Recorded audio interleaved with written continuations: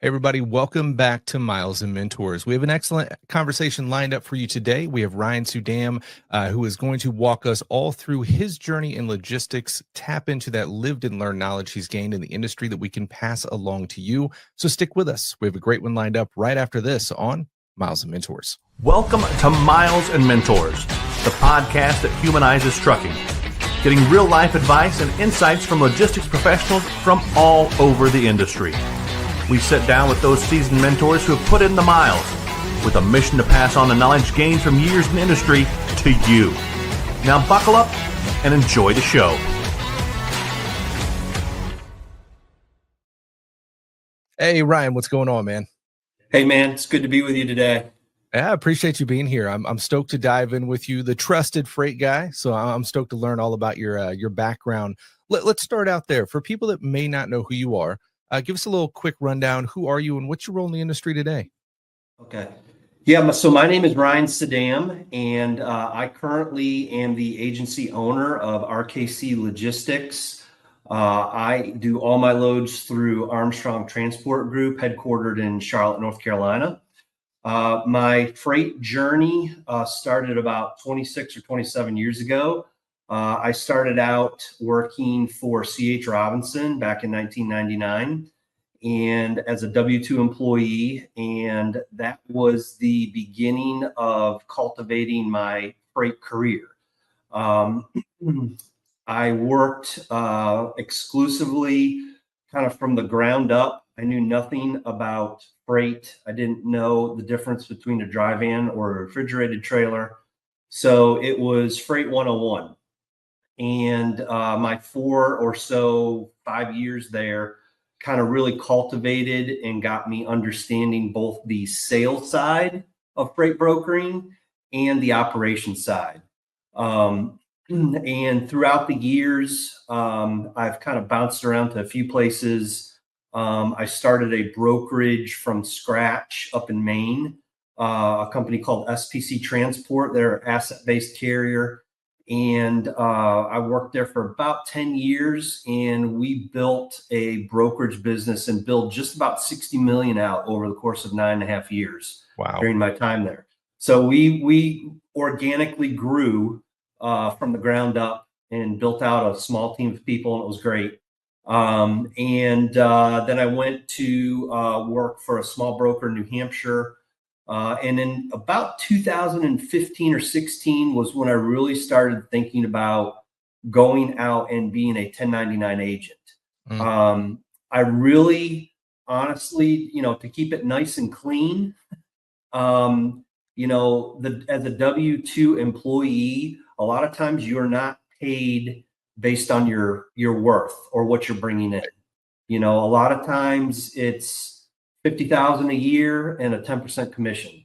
And so my background was always on both sides of the aisle. I knew the sales side and I knew how to find trucks. So I really started thinking in the fall of 15 to the spring of 16 about becoming a 1099 agent. And that's what I did in the fall of 16.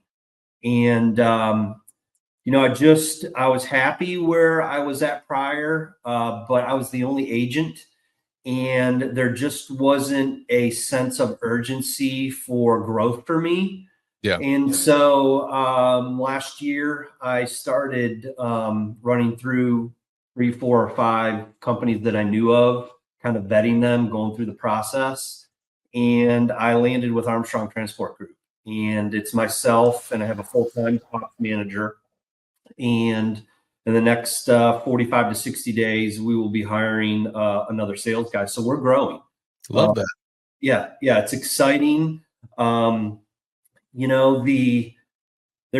two sides of working as a 1099 agent. There's freedom. You have freedom to how hard you want to work. There's financial freedom, because the harder you work, you're rewarded for your work. Then, if there's a day or a season where, maybe your line of work is not as busy, you can slow down if you want, but you just have to understand when you slow down, your checks slow down too. So So that's the big thing. I think, the difference between a W-2 and a 1099 is, you have a set paycheck that you're comfortable with, that you're going to get every week as a W-2 agent. And, the first 12 to 15 months when I was a 1099 agent, the cycle was up and down. I might have a really, really good week one week, but then the next week it could be a little bit, lighter until you build your book of business up. 100%. I think that resonates closely with, our target audience, those guys getting out there to be owner operators, grow those fleets, et cetera. They're making that jump from company driver, that W-2 employee, to not only needing to know the business, but learn another side of it, plus take all of this on their shoulders. And it's a big leap to take on. It is a big leap. And, my advice for somebody who wants to get into the business is try to line yourself with a freight broker and start as a W-2. You got to learn the basics of 101. My one caveat that I would say, and this is the thing that I think is not the best of things for people that are W-2, is a lot of these big, large 3PLs, they will hire college kids. And, there's a little bit of naivety to college kids, and they hear 40 or 50,000 a year. They hear free beer Fridays, and they hear, the ping pong table is in the break room. They hear all this stuff. But what happens is during onboarding is they're slid in with a non-solicit or non-compete that could be 2 years. And, my whole thing is I'm not against non-solicits or non-competes, but they need to be structured both to protect your company and give some freedoms to, a guy if he wants to go out on his own. Yeah. The whole idea is that people do business with people. They don't do business with corporate logos. So if I have a relationship with ABC Brick Company, they're not doing business with me because my logo says RKC Logistics /ATG. They're doing it because of the personal care that I take for their freight, acting like I have ownership of it. Yeah. And so there's a fine line that you have to do as a business owner, and you have to do due diligence as someone who's new getting into the business. Because let's say you're a rock star, and let's say you light it on fire, and the light bells go off after 18 months, and you say, hey, look, I can go do this on my own for somebody. And then you pull out your onboarding paperwork and you see that you have a non-compete that's, strict for 2 years. So now you've just shot all of your hard work out the window. So right. My advice is folks need to be very, very careful, and they need to read what they're signing when they come on to be a W-2. 100%. So, man, you've been in the freight industry now for over 2 decades. What would you say has kept you here? Well, I like the idea that no day is ever the same. Yeah. It's always something different. It's a different problem you have to solve. It's a different connection that you have to make. It's a different idea that you have to throw out to try to solve for somebody. And that's what motivates me each and every day, because it's not the same thing coming in and doing, putting a widget in a square peg in a widget together. I love that. Looking at your background, everything, getting to know you here, you're known by this dub, the trusted freight guy. And I think that goes a long way in today's market. That's something we're constantly faced with, fraud, untrust, all this stuff around the world. What does that title mean to you, and kind of how did you come by it? Yeah, so that's a great question. I think trust and transparency are the two key areas that people need to drive on when they're trying to build relationships. A lot of times, if you're speaking to somebody on the West Coast, you obviously just can't get on a plane and go meet them. But what you can do is you can create a 1 to 1.5 minute video as an introduction on who you are and the problems that you solve. And I just think that trust and transparency is a big thing. And for me, on a personal note, I'm going through a 12-step program. It's called Regeneration. Okay. And one of the things personally that I have never done in my life fully is trusting Jesus for everything in all areas of my life. And so I got to thinking, I'm like, here I am, putting my faith personally in my own will in some of my areas and not putting my faith in Jesus. And here I'm a freight broker by day. And what are people doing? They're trusting me. And so I just said, hey, you know what? I have a newfound faith and a newfound purpose in Jesus. And I have a new title now, and that's the Trusted Freight Guy. And I think it resonates because people need to trust you when you're hauling their freight. Yeah. Trust means a lot of things. Trust means having visibility on a shipper's freight from pickup to delivery. Trust means when you say you're going to do something, you need to follow through with it. I think the evolution of freight has transpired leap years in the last 2 years with AI and all the new technologies. And what that's also done is it's allowed thieves and people who are not above the board to double broker, to be deceptive, to steal cargo. So there's just new things that you have to do to reinvent yourself. One area is, with all of our loads, we use MacroPoint. That's kind of like the bare minimum.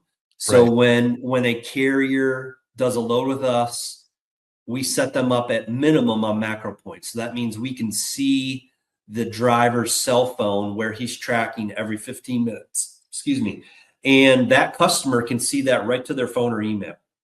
The next step up would be what we call Samsara. And Samsara is a program where it's a physical program that's mounted in a truck or a trailer. And as the trailer moves down the road, we see the icon. So that's, a next level step of transparency or trust that we give to the client. And then a new technology that we recently partnered with is called Tive, Tive. And Tive actually tracks your freight. It doesn't track the truck. It doesn't track the trailer. So it's a portable, non-lithium tracker that you stick inside of a pallet. And it measures 4 things. It measures shock. So if the load shifts, you get immediate alert. It is aware to light. So let's say the load is going from Maine to Chicago, and for some reason the doors open in Buffalo, New York. You're going to get alerted. The customer will get alerted. And it measures humidity and temperature. So if you have refrigerated freight, you can see when a temperature would spike or drop. So those are super, super helpful things that, can eliminate problems when a problem happens. Yeah. And, the biggest thing is you can create geofencing with this program.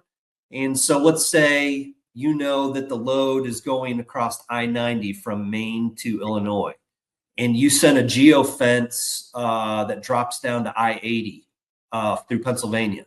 So when that truck goes into that red geofence, bells and whistles go to your email, and the customer sees it. So, if a driver is going off track for some reason, you're going to know right away.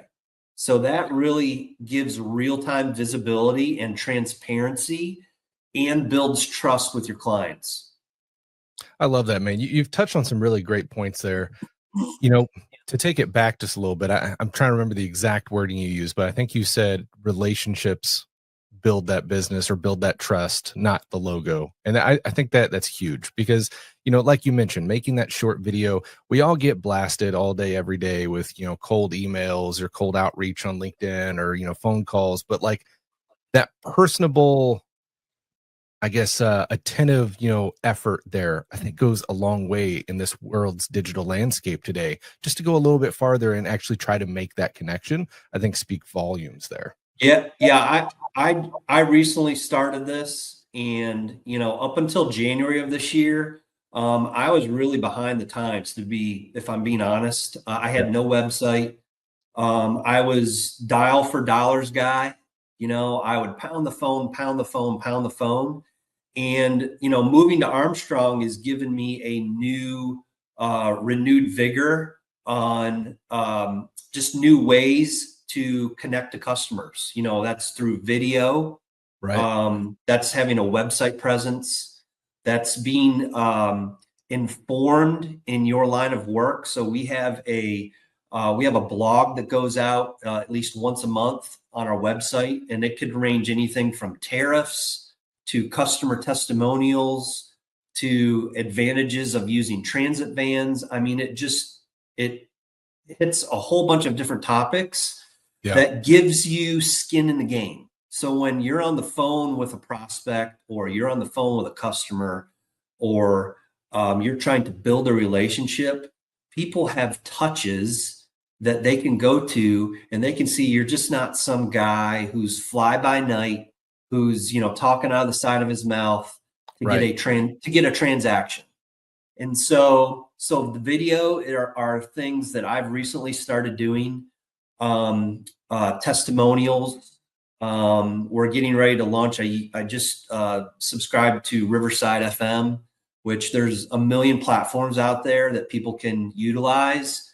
And I'm going to be creating 1 to 2 minute testimonial videos with my customers. Nice. And that is really going to, I feel, drive conversations and give me more opportunities to close business. Because when somebody is on the fence about, a particular pain that they have, and then you can send them a video around that exact same pain on how you've solved that, it really circles the wagon and closing the door for getting new business. Yeah. One thing you touched on there pretty heavy was that technology aspect. And I think that's a really important one, especially when it comes into the trust and everything that we're dealing with in today's landscape. I mean, logistics, trucking, all of it always kind of seems a little bit behind the mark when it comes to, implementing technology. But we're seeing so much of it today, especially with AI. Every company's using AI, and there's a lot of resistance. But what we do see is those that are on the other side of the fence doing the scams and the frauds on a professional level. I mean, they're putting their everything into defrauding companies. They're really good at it in a lot of cases, and they put a lot of time into it, and they're using a lot of these technologies. So it's like, if we don't embrace it and understand those technologies, one, if we at a professional level get in there and get ahead of the curve, I think we have a good chance at beating out a lot of the bad. But at the bare minimum, if we're in there and we're, savvy with this new form of technology, we're able to spot it a lot better. Because if we're not, it's like, people that use ChatGPT. If you use it on a regular basis, you can very quickly notice when other people have used ChatGPT. You start to catch up on that. So it's like, with a lot of this other AI stuff that's being used to defraud, if you're savvy with some of that stuff, you're going to pick up on it a lot quicker. Yeah, that's great points. I mean, I know some brokers and agencies that have dived in all in on AI and everything. They're trying to do everything automated. I personally don't feel that's my route that I would take. I think there's some things that you have to take advantage of. I still think at the end of the day, when you are dealing with freight and you're dealing with people across the country, they want the personal touch. And you can't be so robotic, if I can put it that way, Right. Yeah. to have everything automated. I think you lose a personal touch. And here's an example. I use Vidyard, and Vidyard has a module where you can take some syncrasies of your voice and your face, and you Right. type in some prompts. And then I set up some email sequencing, and I have that AI person dial for me. Now they're not going to close business, Right. but they're going to get, it's like having a salesperson for free. So I can set a sequencing up where one day that AI bot is going to be calling 250 people. On day 2, they're going to get a email testimonial. On day 3, I might be the one that reaches out. On day 4, they might get a video of a pain that's common in the freight world.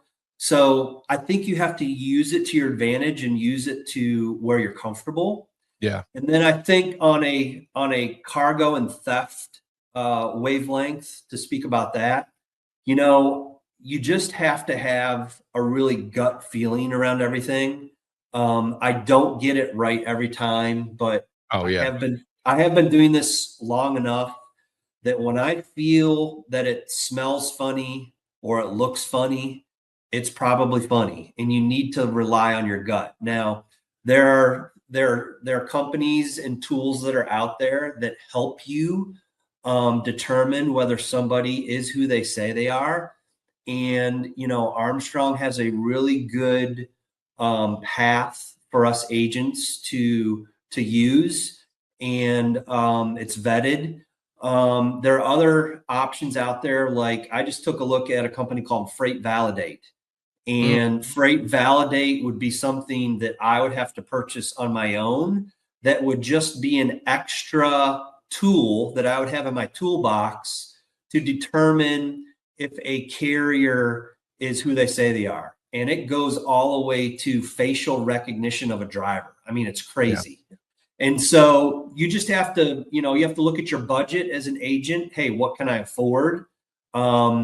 Am I hauling potting soil and water and soda, or am I shipping robotics and pharmaceuticals? So you have to weigh, what you're hauling, what level of vetting do I need to do, and then make those decisions as a business owner. 100%. Yeah, I think you touched on some really, really great points there, especially, looking at the AI as far as process and getting stuff done. Killer point, because at the end of the day, you don't want to invoke it in like those public facing things, like that fact of making the personal video, right? Like, if you just go to an AI avatar on everything, well, you're shooting yourself in the foot and you're going back on that. But there are a lot, like you mentioned with the dialer, I think there are a lot of tools that you can use to help get you more in that position to have those personal contacts and get rid of the mundane stuff. And really just, play that double-edged sword of where it works best for your business to stay ahead of the curve, but prioritizing that personal relationship. I mean, trucking, logistics, I think, is always going to be one of those industries that naturally leans to connection, right? Like, it's a bit old school in that mind, but like, there's also a lot of good there. And we think back, just in the, last 2 decades, right? We get a lot of, even before AI, get a lot of, phone system prompts that are, kind of robotic, press 1 for this. And you're always just trying to get a human on the line. And I think as we hit more and more of this AI and companies are like, oh, I don't need a staff, we can run everything through AI. We're going to see so much of that non-human that people are just going to crave it. And I think someone like you that makes that effort to, hey, where can I use this to get me to a point that I can have more time for connection and relationship? Yeah. I think that's going to stand out, and that's really going to drive you that extra mile. Yeah. And here's the other thing too, if I could add to it, is that, I have a colleague, a friend of mine who I just met on LinkedIn, he's really, really good at sales, and he just is given some really, really great free advice. And, he says, and I just recently implemented this a couple months, I look each and every day to find one person to tell them the things I do and the problems that I solve. And if you have that mindset, repeat, it's going to give you new opportunities. And here's a perfect example. We just were on a family vacation in Florida for 2 weeks. And I was on an elevator with a guy who I've never seen before in my life. We started on the 17th floor and we were going down to the first floor. And I had about 40 seconds to give an introduction. And I did. I told him who I am and the problems that I solve. And he asked for a business card. And I had one in my pocket. So always carry your business card with you, even in an elevator. And so what it turns out is this guy owns 6 restaurants in Arizona. We talked a little bit more out on the beach. I have some 4x6 thank you cards that I always carry with me that have my logo on them. I knew the room number he was staying in. And later that night, I just sent him a quick thank you card and slid under his door as like an added touch, an added way to build trust with somebody. He calls me yesterday and we're going to do a deal. He has plastic bottles that he puts all his margaritas in. And so he is going to have me ship, 2 to 4 pallets every month from Kentucky to Arizona. Love that. And so that right there is just a way, a 60-second introduction that I did in an elevator in Florida on a beach is now going to create a little bit of business for me. So my big thing is for anybody who's out there who is new to this game, who's frustrated, who's calling and calling and calling, you're getting hung up on, there's other ways to get the word out. Yeah. And, here's another example. On my way back from Florida, I made 5 stops and introduced myself to 3 people who are prospects and introduced myself to some customers who I recently brought on board. And what did I do? I ordered 5 dozen crumble cookies. And when I showed up at each location, I brought in crumble cookies, I brought in 2 cards, and I brought in my 4x6 little brochure that tells who I am and the problems I solve. Right. And that right there, when you show up unannounced and are offering donuts or offering bagels or cookies, right, with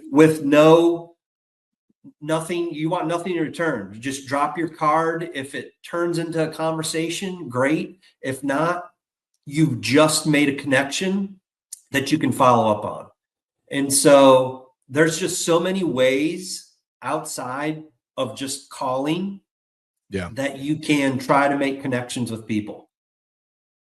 I think that's a great point. And for kind of that target audience, I think they often miss this or don't think on it deep enough. On the brokerage side, the service side of the industry, we're very ingrained in, the business way of things. But for those that are going out, being that owner operator, growing that fleet, it's like, I don't feel like they often think about that networking side and how important that is. What's kind of your take on that? How important do you think it is for somebody going out as an owner operator, growing a fleet, to network, to find those right brokers to work with, those right service providers, just those connections in the industry? Yeah, I think it's super important, especially for carriers who have 10 trucks or less. Yeah. If you're a small fleet, you're likely doing everything. You're doing, maybe your wife's doing the invoicing or you're paying someone to do the invoicing.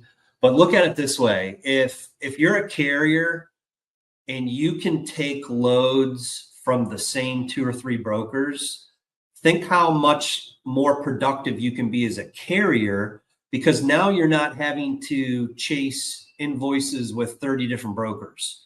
So I think from my perspective, customers are just as important as carriers, because we want to develop relationships, number one, with customers, so we have freight to move. And then we also want to develop relationships with the same carriers, because in a perfect world, you never want to have to go out to the posting board.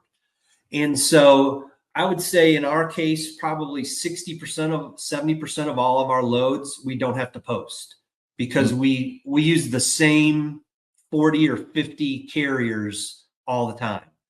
And so I think it's super helpful for drivers and owner operators to have that mindset of not looking at a load as a transaction, but as a building of a relationship with a broker. And, it's a two-way street. You have to have the broker have the same mentality. There's a lot of brokers, unfortunately, that look at everything as a transaction. They don't care about the carrier. They don't care about the driver. Who cares if the driver's been sitting for 5 hours? Yeah, we'll pay you detention. And then the carrier doesn't get detention. And that leaves a bad taste in the carrier's mouth. So it's super, super important to be trusted as a freight broker, trusted as one that can deliver to the customer, and then trusted as one that can deliver with the carrier. I love that, man. We've discussed a ton in today's episode, but before we wrap this up, I do kind of want to bring the aspect of mentorship kind of into this realm here. And no matter what angle or aspect of the industry you're in, there's a ton to learn and know and continue to learn about this industry. How has mentorship impacted your journey within logistics? Yeah, so there's been a few people that have been helpful for me in my growth for. And my mentality is I try back. And since really getting invigorated on LinkedIn and using LinkedIn as a platform, I have had the opportunity to help a few new people who have reached out, who have appreciated a post or a blog that I've done. And you have to have that ability to help others. And I think that's super, super important. Someone who's wanting to get in as a freight broker, to just guide them, mentor them. Maybe it will lead into them working underneath of you for a period of time, and you can help them learn the business, learn what to say and how to say it, learn what not to do. And I just think that's super beneficial for people who are looking to get in the industry. And then I would say, secondly, if you're a driver and you're looking to make the switch, you just really need to be comfortable with who you're going to partner with. Being an agent, it's not easy, but it is rewarding, and it's something that you just can't drop yourself into a chair and become an agent. You have to learn, you have to be mentored, and you really need to walk alongside someone who can teach you the ins and outs of what to do and how to say things. Right. That's fantastic insight, man. Like I said, we've covered a ton today, and I really, really appreciate you giving us some time out of your busy schedule to come on here and let us pick your brain. With everything we have covered, though, do you feel like we've missed anything important to throw in here? No, I just think, you have to be aggressive, you have to be hungry, and you have to be a person of your word. That's the biggest thing. As a business owner, I celebrate the good and I stand on top of the mountain when we've made a mistake. You got to own everything. And, that's the beauty about being a small business owner is you make the decisions, you choose what you want to do and not do, but you also have to own your mistakes. And, that's the biggest thing. That's my biggest follow-up to that question. I love it, man. That's fantastic insight. Before we let you go today, I want to give you an opportunity here for some shameless plugs. How can people get a hold of you to learn more, find out about your business, website, all that?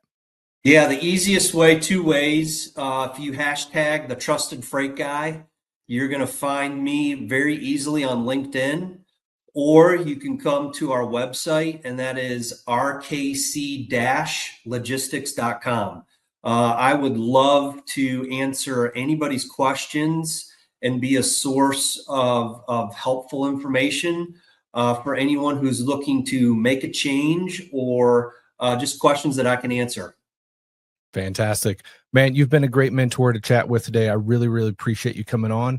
Until next time, man, I hope you have a great one. Everyone out there, thank you so much for watching, and be safe out there. Have a great day.